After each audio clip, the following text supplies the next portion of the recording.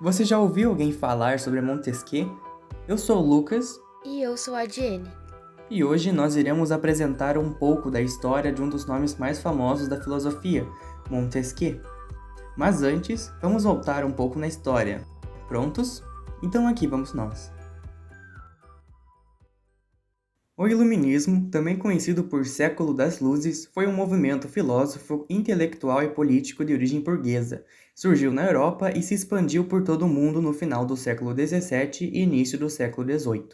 Além de defender o saber científico e a racionalidade, as ideias iluministas defendiam a igualdade, liberdade e fraternidade, ideias que nortearam a Revolução Francesa, a separação da Igreja e do Estado, a tolerância religiosa e principalmente a oposição à monarquia absolutista e aos dogmas da Igreja Católica Romana. Desde então, muitas famosas figuras iluministas e filósofas começaram a surgir, como Montesquieu. Famoso por sua teoria da separação dos poderes, adotada por quase todas as constituições do mundo, Charles Louis de Secondin foi um filósofo político francês de formação iluminista e importante crítico.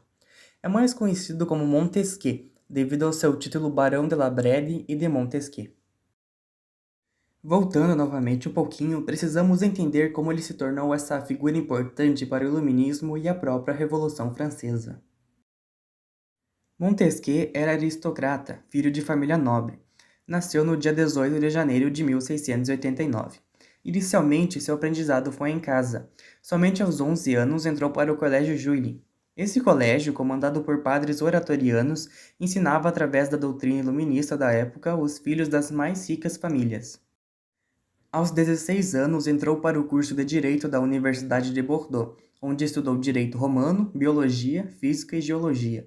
Formou-se em 1708 e foi para Paris dar continuidade aos seus estudos. Com a morte do seu pai, 5 anos depois, voltou à cidade natal, La Brède. Em 1715, casou-se com a rica Jeanne de Lartigue. Um ano depois, com a morte de um tio, herdou uma fortuna, assumiu a presidência do parlamento de Bordeaux e foi nomeado barão de Montesquieu. O autor revelou-se um crítico severo e irônico da monarquia absolutista, bem como do clero católico. Devido à sua formação acadêmica, Montesquieu se aprofundou no estudo iluminista que tinha iniciado no Colégio Juilly, aliando as ciências naturais e as questões humanas. Sua primeira obra de repercussão foi a chamada Cartas Persas, uma sátira aos costumes e à filosofia francesa. Nessa obra, há críticas constantes às autoridades políticas e religiosas, prática comum entre os iluministas. Por meio de dois personagens, Montesquieu criticou tudo o que incomodava na sociedade francesa da época. Montesquieu, fascinado pelo progresso das ciências físicas e naturais e de suas descobertas a respeito das leis que regiam o mundo físico, propôs a partir daí que a realidade social também devia reger-se por leis. Nesse período, escreveu a sua principal obra, O Espírito das Leis, uma referência mundial para advogados, legisladores e outros cientistas sociais. A obra faz um vasto estudo nas áreas de direito, história, economia, geografia e teoria política, que percorreu mais de 10 anos até sua publicação em 1748. No capítulo mais famoso desse trabalho, além de mostrar sua simpatia pela Constituição inglesa e a monarquia constitucional moderada, Montesquieu formulou a separação e distinção entre os poderes executivo, legislativo e judiciário, os quais deveriam se autorregular. Em suas palavras, todo homem que tem o poder é tentado a abusar dele, de maneira que é preciso que, pela disposição das coisas, o poder freie o poder, evitando o despotismo. Montesquieu buscava um equilíbrio estático, uma mistura de poderes tão hábil e prudente que se autorregule. Também acreditava que tal combinação permitiria ordenar e controlar a infinita diversidade de formas de Estado existentes.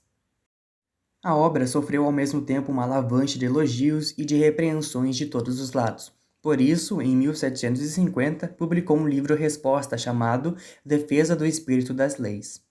Montesquieu faleceu em fevereiro de 1755 e encontra-se sepultado na igreja de São Sulpício, em Paris.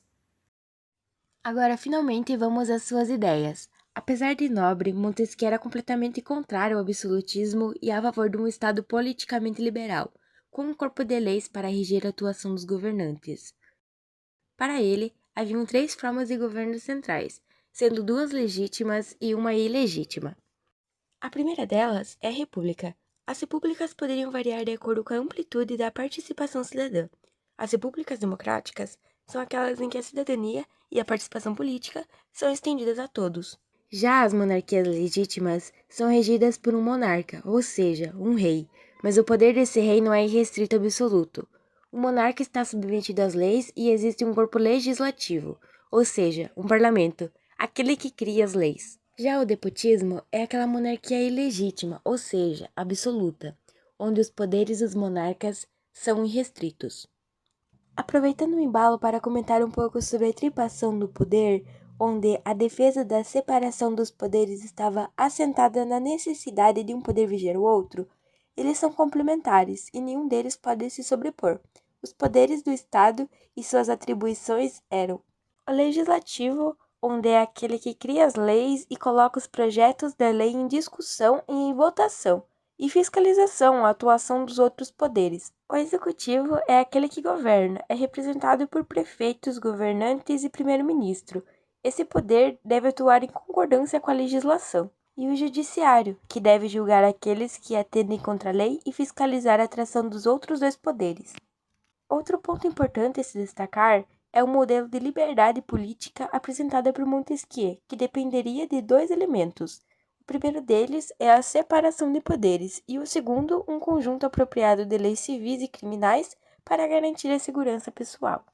Basicamente, para Montesquieu, existiam dois tipos de leis. As leis naturais, que eram feitas por Deus, regiam a natureza e eram perfeitas e por isso indiscutíveis. E as leis instituídas pelo homem, chamadas de leis positivas, onde seriam apenas uma modalidade de lei. Dessa forma, assim como as leis de Deus, as leis dos homens deveriam buscar expressar as necessidades do povo. Entretanto, diante de todas as ideias, existiam alguns problemas. Um problema importante que deve ser ressaltado é que, apesar dessa ideia de liberdade para todos, é importante lembrar que nesse tipo de governo apenas os que tinham dinheiro e propriedades tinham acesso a essa estrutura, e outros grupos da sociedade, como mulheres, também não estavam inclusos. Mesmo assim, foi um movimento muito importante para romper o antigo regime. E a ideia de que todos são iguais, mas uns são mais iguais que os outros, do livro A Revolução dos Bichos, cai perfeitamente em como funcionavam esses princípios.